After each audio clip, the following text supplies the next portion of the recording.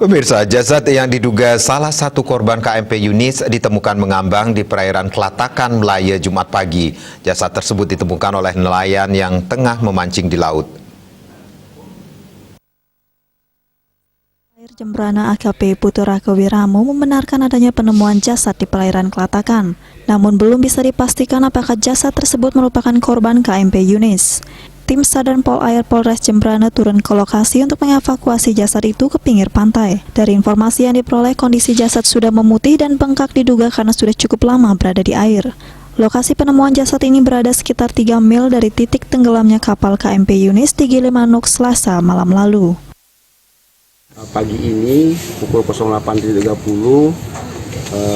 ditemukan sebuah mayat tanpa identitas di perairan Kelatakan.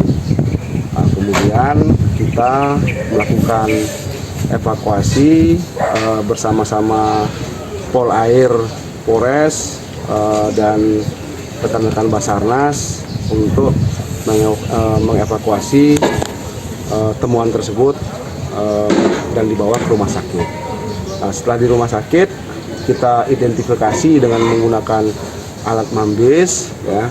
Di sana muncul data bahwa Mr. X tersebut adalah Adi Supanto.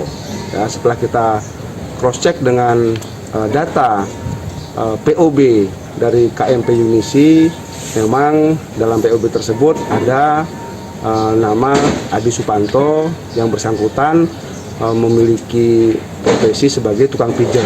Namun Adi Supanto tersebut tidak masuk dalam manifest. Dan Adi Supanto ini memang ada pengaduan dari masyarakat kehilangan korban atas nama Adi Supanto. Surya Dharma, Palipos melaporkan.